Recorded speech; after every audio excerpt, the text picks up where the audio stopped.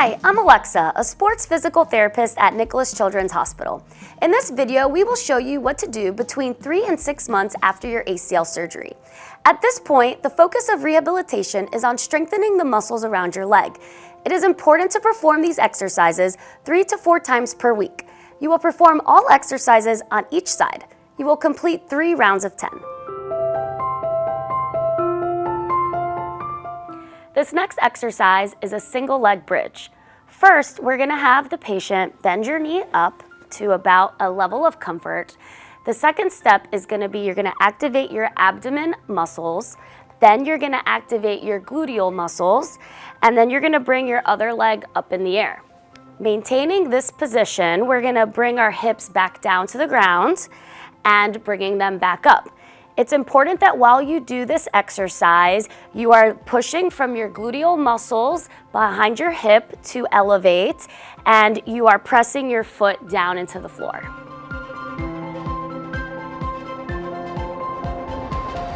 Up next, we have the super clam exercise. For this exercise, you're going to be laying on your side like so, with your knees bent at 90 degrees. Next, you want your knees in line with your hip muscles to form a straight line from your shoulders, hips, and knees. Then you're going to come up on your elbow to form the side plank position. Next step, hips will raise up off the floor as your top knee rotates opened and closed while you maintain your feet touching together.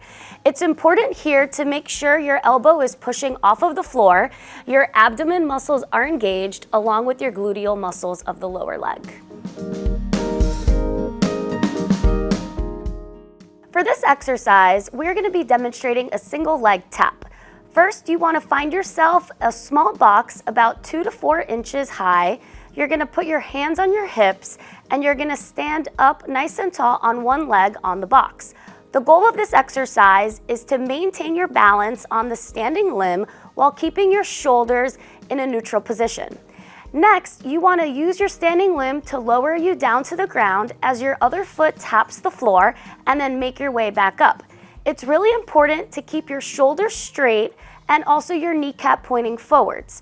What we want to avoid is the kneecap turning inwards into a dynamic valgus position.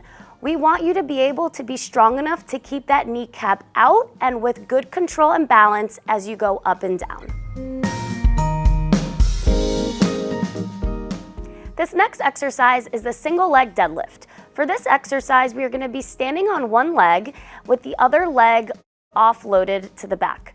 What we want to do is we want our hips to shift posteriorly like you're going to sit on the toilet as your trunk rotates down and your opposite leg rotates back up. As you come down, you want to make sure you keep your balance and keep your kneecap pointing straight ahead. Again, we want to avoid that position of dynamic valgus and we want to maintain the knee in a neutral position. So as you can see, Carlos is shifting his hips back like he's going to sit in the chair before he rotates around, performing the single leg deadlift. This next exercise is called a single leg step and hold. For this exercise, we want to keep your hands on your hips as your leg takes a step forward to maintain your balance in a mini squat position. Your goal is to keep your kneecap pointing forwards, your chest nice and tall, and your hips backwards. What we're looking for is a good angle of your shoulders to your pelvis compared to your knee and your ankle. We're looking for that line to be parallel along with your kneecap pointing forwards to avoid that position of dynamic valgus. This is our single leg step and hold exercise. I hope you found this video helpful. Please reach out to your physician or physical therapist with any questions that you have.